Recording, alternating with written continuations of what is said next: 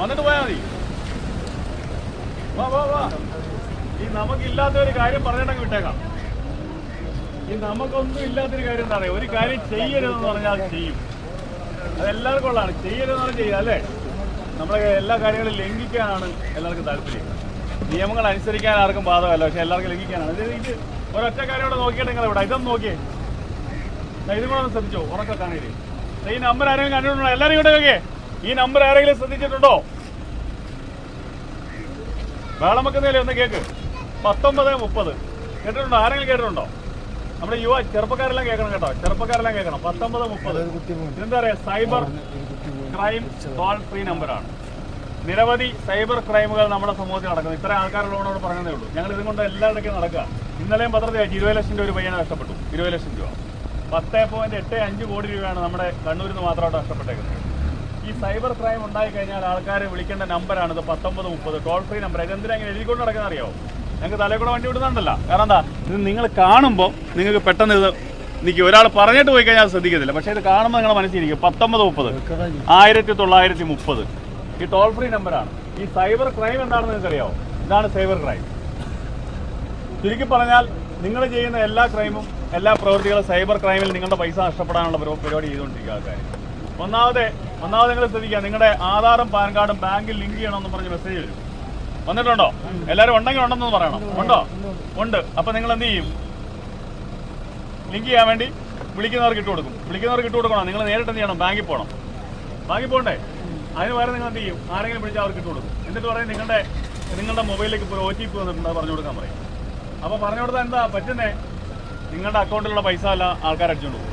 എന്നുവെച്ചാൽ ചുരുക്കി പറഞ്ഞാൽ നിങ്ങളുടെ ആധാറും പാൻ കാർഡും ലിങ്ക് ചെയ്യണമെന്ന് പറഞ്ഞ് എന്തെങ്കിലും ഒരു മെസ്സേജ് വരികയോ അല്ലെങ്കിൽ ആരെങ്കിലും വിളിക്കുകയോ ചെയ്താൽ ഒരു കാരണവശാലും നിങ്ങൾ അതിനോട് റെസ്പോണ്ട് ചെയ്യാൻ പോകരുത്. അങ്ങനെ ഉണ്ടെങ്കിൽ നിങ്ങൾ നേരിട്ട് എന്ത് ചെയ്യണം? ബാങ്കിൽ പോകണം. രണ്ടാമതൊരു സംഭവമാണ് ഈ സിം. ചെറുപ്പക്കാർക്കെല്ലാം അറിയാം, നിങ്ങളുടെ എല്ലാ സിം ഈ സിം ആക്കി തരാമെന്ന് പറഞ്ഞ് വിളിക്കുന്നുണ്ട് അല്ലേ? വിളിക്കുന്നുണ്ട് ആരെങ്കിലും? ഉണ്ട്, വിളിക്കുന്നുണ്ട്. എല്ലാവർക്കും ഈ സിം ആക്കി തരാമെന്ന് പറഞ്ഞ് വിളിക്കുന്നു. ഈ സിം ആക്കിയാലുള്ള കുഴപ്പം എന്താണ്? നല്ല ക്ലാരിറ്റി കിട്ടുമെന്ന് പറഞ്ഞ ആൾക്കാർ വിളിക്കുന്നത്. അപ്പോൾ എന്ത് ചെയ്യണം? ഈ സിം ആക്കണമെങ്കിൽ നിങ്ങളുടെ മൊബൈലിലേക്ക് ഇപ്പോൾ ഒരു OTP വരും. ആ OTP വന്ന് പറഞ്ഞു കൊടുക്കണം. അപ്പോൾ പറഞ്ഞു കൊടുത്താലോ ഈ സിം ആക്കുന്നതിന് വേണ്ടി നിങ്ങളുടെ മൊബൈലിലേക്ക് ഒരു OTP വരും. അത് പറഞ്ഞു കൊടുത്താൽ നിങ്ങളുടെ അക്കൗണ്ട് ഡീറ്റെയിൽസ് മൊത്തം ആരാണോ ചോദിക്കുന്ന അയാൾക്ക്, എന്നുവെച്ചാൽ നിങ്ങളുടെ അക്കൗണ്ട് ഡീറ്റെയിൽസ് ഒരു കാരണവശാലും പറഞ്ഞു കൊടുക്കരുത്. ലോൺ ആപ്പ് ഇവിടെ നിൽക്കുന്ന എല്ലാവർക്കും ഫേസ്ബുക്കും വാട്സാപ്പും ഇൻസ്റ്റാഗ്രാമും ഉണ്ട്. ഇല്ലാത്തവരുണ്ടെങ്കിൽ കൊച്ചു പിള്ളേർ മാത്രമാണ് ഇല്ല അല്ലേ? ഈ വാട്സാപ്പ് ഫേസ്ബുക്കും പിന്നെ ഇൻസ്റ്റാഗ്രാമിലും നിങ്ങൾക്ക് ധാരാളം ലോൺ തരാമെന്നും പറഞ്ഞ് മെസ്സേജ് വരുന്നുണ്ടോ? കണ്ട ആരെങ്കിലും ഉണ്ടോ? ഉണ്ടല്ലോ. ആരെങ്കിലും അതിനകത്ത് ക്ലിക്ക് ചെയ്തിട്ടുണ്ടോ? ലിങ്കിൽ ക്ലിക്ക് ചെയ്താൽ വരുന്നത് എന്താണ്? അതിനകത്തൊരു KYC ഫില്ല് ചെയ്യാൻ പറയും. നിങ്ങളുടെ ആധാർ കാർഡ്, പാൻ കാർഡ്, നിങ്ങളുടെ ഫോട്ടോ, നിങ്ങളുടെ അക്കൗണ്ട് നമ്പർ ഇട്ട് കൊടുക്കാൻ പറയും. അതെല്ലാം നിങ്ങൾ ഫില്ല് ചെയ്യും. അടുത്തൊരു സുഹൃത്തിൻ്റെ ഫോൺ നമ്പർ കൊടുക്കാൻ പറയും. നിങ്ങൾക്ക് 16,500 രൂപ 50,000 ആവശ്യത്തിനുള്ളത് അവർ 6,000 രൂപ അവരുടെ പിന്നെ പ്രിലിമിനറി ചിലവെടുത്തതിന് ശേഷം ഇട്ട് തരും. അടുത്ത കൃത്യം 6-ാം ദിവസമാകുമ്പോൾ പൈസ ഇട്ട് കൊടുക്കാൻ പറയും. ഇട്ടുകൊടുത്തില്ലെങ്കിൽ ചെയ്യുന്നത് എന്താണ്? നിങ്ങളുടെ ആ തലയുണ്ടല്ലോ ഫോട്ടോയിലെ, ആ തല വേറെ നഗ്നമായ ബോഡിയായിട്ട് ഫിറ്റ് ചെയ്തിട്ട് ഫേസ്ബുക്കിലൂടെ പ്രചരിപ്പിക്കും. അങ്ങനെയാണ് തിരുവനന്തപുരത്ത് ഒരു കുടുംബത്തിലെ 5 പേര് ആത്മഹത്യ ചെയ്തു. പത്രത്തിൽ വായിച്ചായിരുന്നോ? വായിച്ചു. അപ്പം അത് ഒരു എന്താണ്? തട്ടിപ്പാണ്. അപ്പം ലോൺ ആപ്പ് ഒരു കാരണവശാലും നിങ്ങൾ ഇൻസ്റ്റാൾ ചെയ്യരുത്, അതിനകത്ത് കയറി ഞെക്കരുത്. ഇൻവെസ്റ്റ്മെൻറ്റ് ഫ്രോഡ് ചെറുപ്പക്കാർക്കെല്ലാം അറിയാം. ട്രേഡിങ് അല്ലേ? ട്രേഡിങ് നേരത്തെയൊക്കെ ആടും മാഞ്ചിയവും പിന്നെ തേക്കും ഒക്കെ ആയിരുന്നെങ്കിൽ ഇപ്പോൾ എന്താണ്?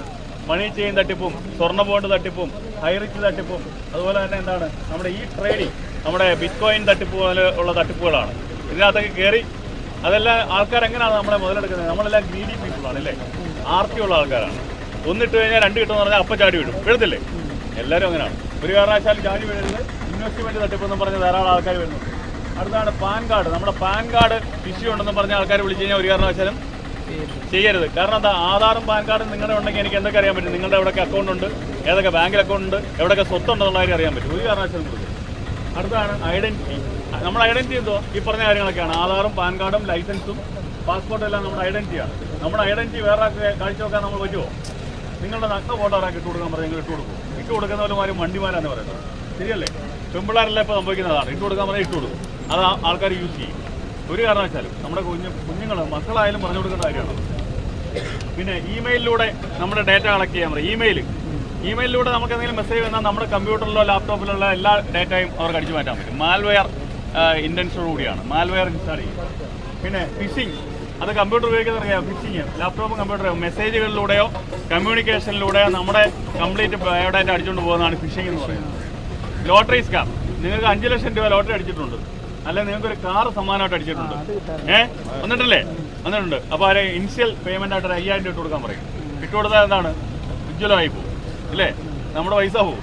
അതോടൊപ്പം തന്നെയാണ് എന്താണ്, നിങ്ങൾക്ക് ഞാൻ 5000 രൂപ ഓൺലൈൻ റമ്മി കളിക്കാൻ വേണ്ടി ഇട്ടിട്ടുണ്ട്, എനിക്ക് തലേ കൂടെ വണ്ടി വിടുന്നത്, നിങ്ങൾക്ക് റമ്മി കളിക്കാൻ പൈസ ആയിട്ട് തന്നെ അല്ലെങ്കിൽ കയറാൻ പറയും. എന്ന് വെച്ചാൽ അർത്ഥം എന്താ, അതിനകത്തൂടെ നിങ്ങളുടെ തട്ടിപ്പാടും. അടുത്താണ് എംപ്ലോയ്മെന്റ് ഓപ്പർച്യൂണിറ്റി. മംഗലാപുരത്ത് ഒരു വലിയ കമ്പനിയിലേക്ക് 1000 പേരുടെ വേക്കൻസി ഉണ്ട്. നിങ്ങൾ ഇനിഷ്യൽ ഇൻവെസ്റ്റ്മെന്റ് ആയിട്ട് 1000 രൂപ വെച്ചിട്ട് കൊടുക്കാൻ പറയും. 1000 പേര് 1000 രൂപ വെച്ചിട്ട് പോകുമ്പോൾ എത്ര ലക്ഷമായി? തട്ടിപ്പായില്ലേ? ഇതൊക്കെ ഓർത്തിരിക്കണം. UPI ഫ്രോഡ്, നമുക്കെല്ലാം GPay ഉണ്ട്, ഗൂഗിൾ പേ അല്ലെങ്കിൽ Paytm ഒക്കെ ഉണ്ട്. അതിനകത്തൊരു ഇമെയിൽ UPI ID നമ്പർ ഉണ്ട്, അത് പറഞ്ഞു കൊടുത്താലോ പൈസ മൊത്തം പോകും. അടുത്ത